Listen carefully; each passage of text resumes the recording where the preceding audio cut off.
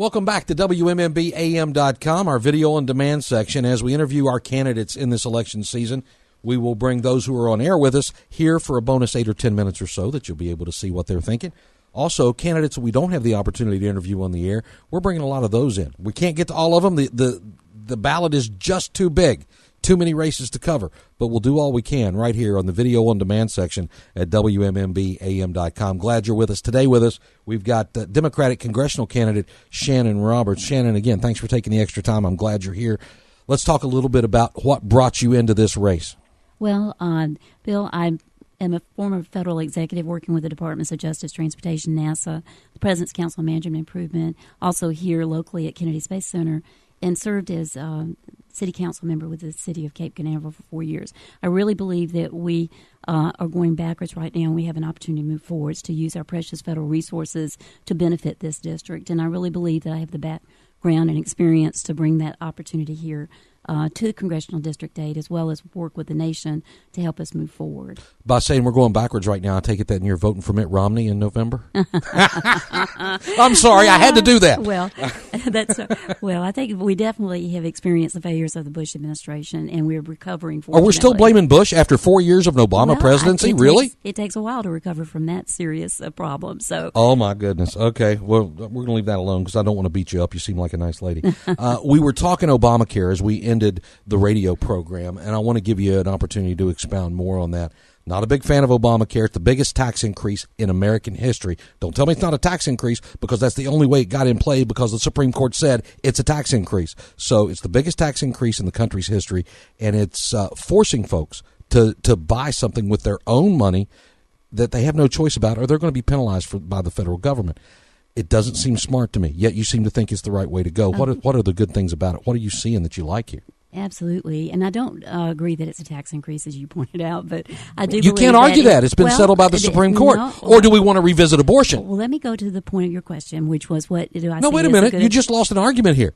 Okay, no, you can't say it's not a tax increase when the Supreme Court says it has. The Congressional Budget Office has already. Or I'm going to come back and say that abortion is not legal, even though the Supreme Court says it is. If you look at the alternative in the Ryan plan, you look at the different cost implications of that.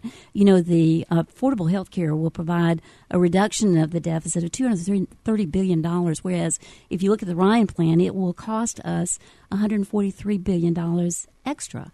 So that, to me, is a financial analysis. What about what it does to Medicare?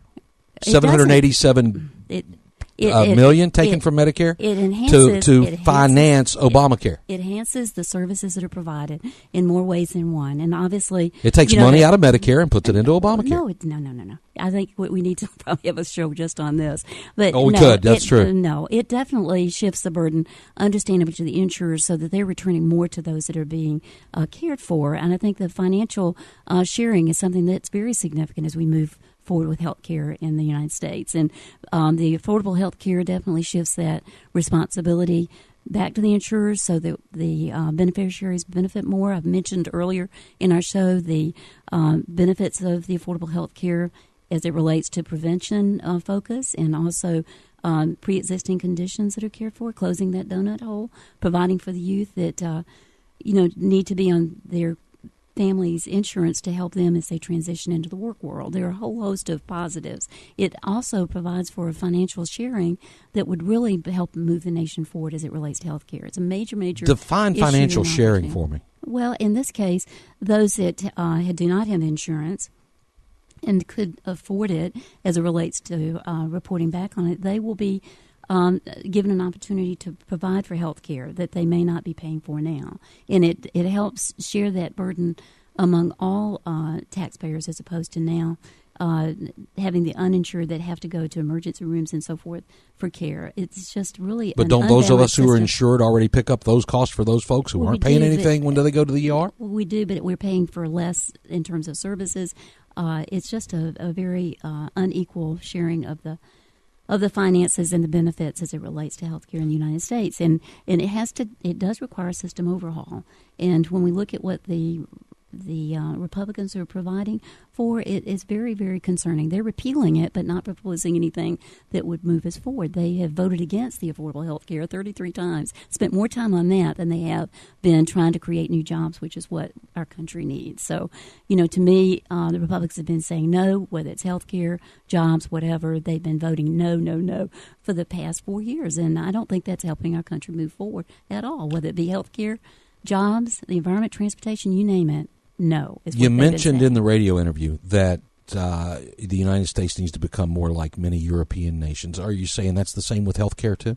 I do think that we need to be caring for more. When you look at best practices of health care provided for all and those that are actually having a healthy system we do have to look at other countries. And I believe that Show me a system where socialized medicine really works and works well. Well, Canada, I know a lot of people may disagree with and fine-tune the different opportunities there are in Canada and some of the European countries, but what they do is provide, just like we do here, an opportunity to purchase, maybe some specialized care. They can go over and above what is the generalized care to make sure that we're a healthy nation. So in that regard, I think that we do have to care for each other. We are a we country. We're not a me country. And I think that's a major, major difference in philosophy between us and the Republicans. As it relates to women's care, it does, in terms of going back to affordable health care, there are a number of services that are provided there that right now women have to pay for.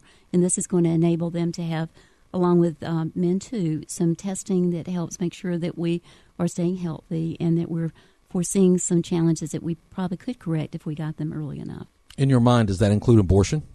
I believe that it's important to protect a woman's right to privacy and also equal pay. I'm going to get into the women's issue. That's a very big difference between us and the Republicans. We'll stay on the health care issue for a minute. I don't know if you're a person of faith or not. It's not really an issue for me as far as whether you're qualified or not. But it seems like through Obamacare that the Catholic Church in particular and its views on birth control have been under attack by what Obamacare is doing and the policies coming out of Washington, D.C. What's your stance there? I believe I'm going to go back to a women's right to privacy. So in terms of, those religious faiths that do not agree with the woman's right to privacy, that is certainly their choice. But I really believe that women in the United States need a right to privacy and making that choice between themselves and their doctors. Does that include federal dollars paying for those choices? I think that we need to provide for the woman's right to privacy. That's not answering the question. Question is, if that woman decides to have an abortion, should it be funded by taxpayers? I think that a woman should be provided a choice. And right now, if you look at the other opportunities, they're preventative and they're diminishing of a woman's right to privacy. And I think that's definitely the wrong way to go, particularly in the United States, one of the most progressive countries in the world. And to have this taken away from a woman is definitely not the way to go. We've got limited time in this video interview. Let's revisit the energy topic that we talked earlier on the radio show for any of those who may have missed that. What's proper when it comes to energy in this country? The Obama administration has gone after traditional energy sources with regulations shutting down coal mines, shutting down gas mines, shutting down oil exploration, not giving those leases the opportunity to come back in the Gulf after Katrina. What's proper here?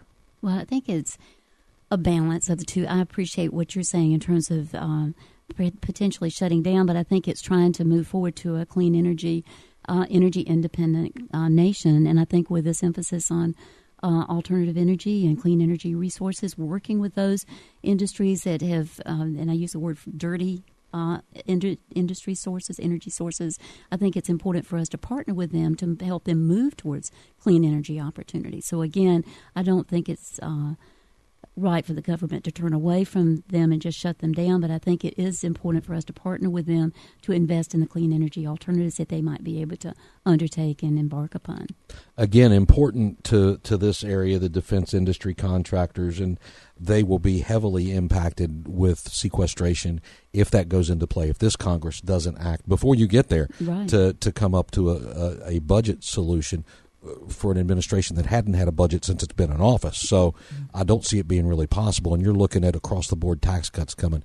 What does Congress need to do here? I think we need to act. I wish we had acted a lot sooner, and this is where I believe that we need to have an active representative on our behalf, that works with others across the aisle to make sure we don't get into this situation. It's just been unbelievable. I'm sure many other Americans just can't believe we've reached this point of impasse. But I think it's very important for us to work across the aisle, reach a set of common solutions, and embark upon agreement, and then move forward. Let me ask you this then, because a lot of folks talk about reaching across the aisle. Traditionally, that means Republicans cave on things they believe in. What are the things you're willing to compromise on to get solutions in play?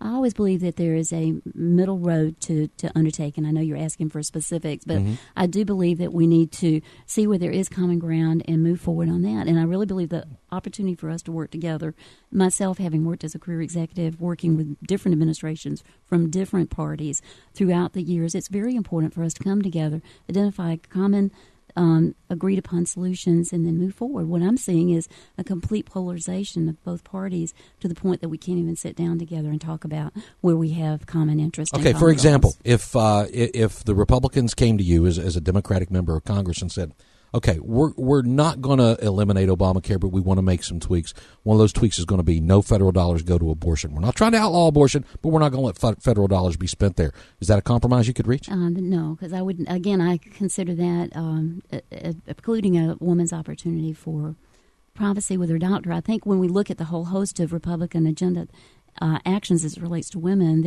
this is one of the areas where they, in my opinion, do not agree with a woman's right to privacy. They've also voted against equal pay. There are just a whole host of issues affecting women and our rights that Republicans have voted against. And this is not one of those areas where I believe compromise is in order for the interest of American women in the country, to be honest. Sadly, Shannon Roberts, we're out of time. And it's been fun having you in here. It's good talking to you. It's going to be a long and interesting campaign, and we'll see how it goes. Thanks, Bill. I appreciate you being here. Join you back here when you get the opportunity right here at WMMBAM.com. More candidate interviews throughout the political season. We'll see you next time.